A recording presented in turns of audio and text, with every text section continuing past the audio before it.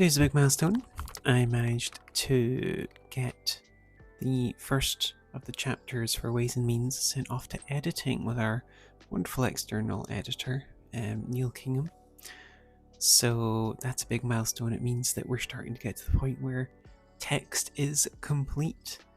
Lining that up with Sarah launching into the final batch of illustrations, and the book is starting to look like a book, starting to get all the pieces together that we need for the final push for everything to go over to Mina for layout, which is really exciting.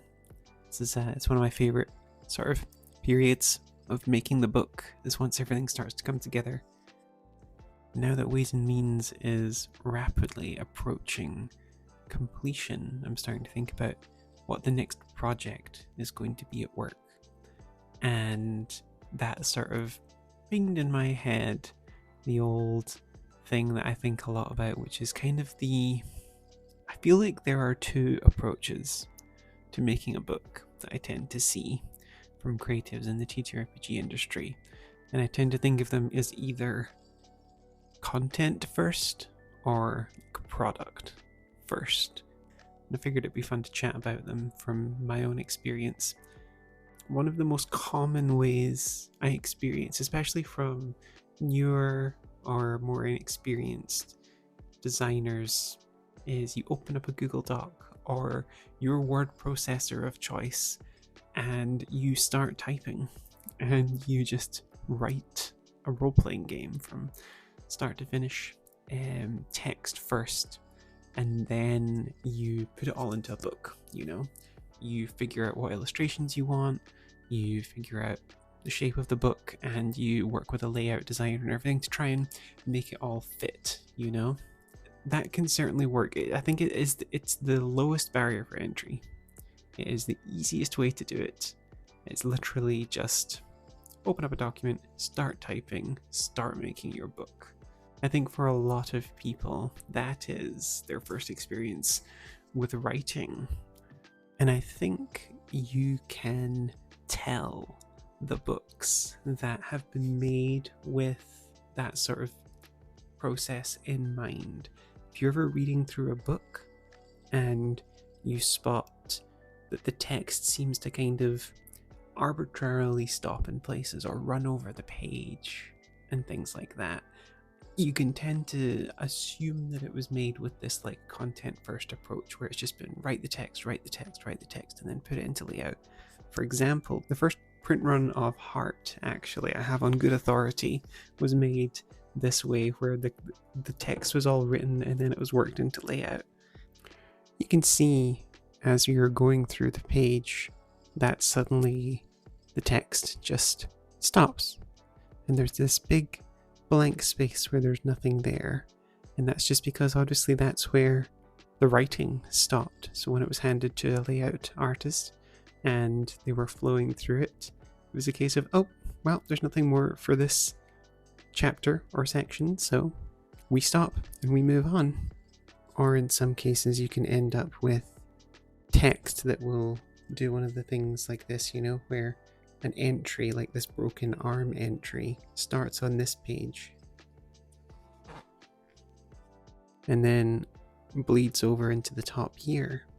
And again, that's just because the layout artist was solving problems during the layout stage. They had a bunch of illustrations and they had a bunch of text and they had to get it all onto a page, and that's challenging. So I feel like I can kind of tell a lot of the time when a book has been written in that content first approach, because you'll see these strange blank spaces and run on texts and orphans and widows and whatnot, as they're called. I always have a little giggle, because to me that style of book speaks to an incredibly excited designer or a group of designers who just had to get their ideas out. They had to get it down and they wrote it all in Google Docs and then problem solved the content until they had a workable book. I tend to go the other way, which is this product first approach, is how I like to think of it, which is I think about the book first and how the book is going to look and how it's going to feel and how all the information will be laid out and sit on the page before any writing is done. I have a good idea for what the content is going to be, I will then go and start working on a flat plan, which you might have spotted in some of my videos as in the background. But a flat plan is just really simply, let me show you. So for example, this is the flat plan for Ways and Means. And you can see that all the text that's in here is just lorem ipsum. This was put together very early in the development process. And at the beginning, all of these illustrations would literally have just been big red boxes with labeled illustration here, class illustration here, and then header, and then going through and working through this book step by step in a sort of imaginary manner to block everything out. And again, it's all just lorem ipsum at the sort of estimated 12-point font size. The font, it's not super precise. Some people will maybe do something even more precise with their flat plan in something like Adobe InDesign or Affinity Publisher. For me, I literally just use Google Slides because it's so quick and simple.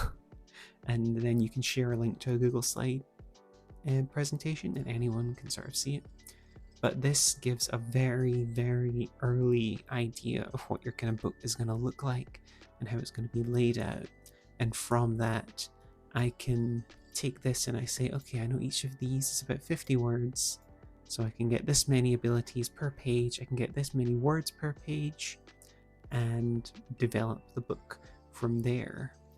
And I can see, for example, okay, if I want like a big half-page illustration here, I'm only going to get about 100 words on this intro before we start going into the actual content. This kind of like flat plan approach to developing the book then means that I can take all those numbers and I can put them all down into an outline. I can go to my documents and everything and say, okay, cool, I know the shape of my book. I know that page 1, I need 500 words describing what's in the book and a table that's 150 words, roughly this shape. I know that in chapter 3, spread 6 or whatever, I'm only going to get 250 because I'd really like an illustration down here. And I like that because it makes books that are like really quite tight, and it feels, once you've got your initial flat plan done, I find it helps with the blank canvas fear, You just open up a Google document. How big is this book going to be? How long is it going to be? How much do I need to write for everything? How much can I fit on a page? A flat plan answers a lot of those questions in a really quick and visual way. And again, still quite low barrier for entry. If you can open Google Slides and throw some text boxes and illustration sort of cubes, blank cubes around, it's quite easy, low barrier for entry to do. But I feel that at the end of that process, I have an outline for a book, and from then on, it's paint by numbers. It's filling it in. The downside to that approach, it can sometimes calcify the creativity of the book. If you have a flat plan and you have meticulously planned out all the text that goes here, and you know that you can fit 50 words here and 150 words there and whatnot, it starts to calcify the process earlier, so that if a couple of months into the process you have a really good idea and you're like, oh man, we should add like an extra couple of pages covering this thing that we didn't think about, you need to redo the whole flat plan because there's no space for it in the plan that you have made. And you can't just shove in an extra X hundred words in the middle of nowhere. So that is kind of the downside, is it can mean that you have less opportunity and less creative freedom just to like shove stuff in, unless you're willing to do a lot of work to flat plan everything. So they both kind of have their pros and cons. And again, I feel like I can see when something has been sort of content driven first. I can tell when something has been meticulously flat planned, when it's been product driven. Like, let me show you one of my favorite examples. This is the Dark Crystal role-playing game made by Riverhorse, and by the same people who would go on to make Doomsong, which is all the hotness right now. And they, I have on good authority, flat plan their books within an inch of their life because the product and the form factor is incredibly important to them. And you can, as we've just seen with our flat plan, you can imagine how this was put together. Each of these spreads is meticulously flat planned so they know that they have this box up here for their text, and then they're going down to the illustration that is this size. They have exactly this much space for all of their points of interest, and then like the adventure content itself going on down, and every one of their pages and spreads is like this meticulously flat planned. Every spread is an isolated, perfect little encounter, a little scene. And it just goes on like this for the entire book. It is so meticulously planned and executed. And I think, again, it's a good example of, I can look at a book like this and say, okay, this was flat planned. This was made product first. They knew the size of the book and exactly how they wanted it to be laid out.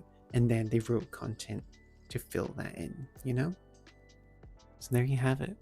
The two primary different ways I see most people making role-playing games.